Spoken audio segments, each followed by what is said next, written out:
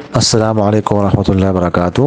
What's app group number 2 میں فیضان عباسی صاحب نے سوال کیا ہے کہ حضرت مسئلہ یہ تھا کہ عمرے کا احرام میقات سے باندھنا پڑتا ہے۔ ایک شخص طائف کے اندر رہتا ہے، وہ عمرے کا ارادہ کرتا ہے، تو جس گاڑی والے کے ساتھ یہ عمرہ کرنے جا رہا ہے وہ گاڑی والا اس شخص کو کہہ رہا ہے کہ تم احرام ادھر سے باندھ لو۔ راستے میں پولیس والے چیک کرتے ہیں تو ایسا کرنا کیسا ہے؟ حالانکہ اس شخص نے گاڑی والے کو بہت کہا کہ احرام میں میقات سے پہنوں گا، لیکن وہ بندہ نہیں مان رہا۔ ایسا کرنے سے دم تو نہیں آتا؟ وضاحت فرما دے۔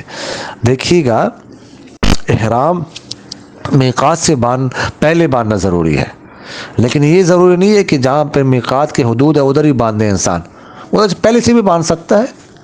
کوئی ادھر سے پاکستان سے جا رہا ہے، ادھر سے پاکستان سے احرام باندھ لے، کوئی ہندوستان سے جا رہا ہے، کوئی امریکہ سے، کوئی انگلینڈ سے، ادھر سے احرام باندھ لے تو باندھ سکتے ہیں۔ یہ ضروری نہیں ہے کہ بالکل میقات پہ پہنچ کر پھر آپ باندھیں گے، اس سے پہلے نہیں باندھ سکتے، ایسے کوئی بات نہیں ہے۔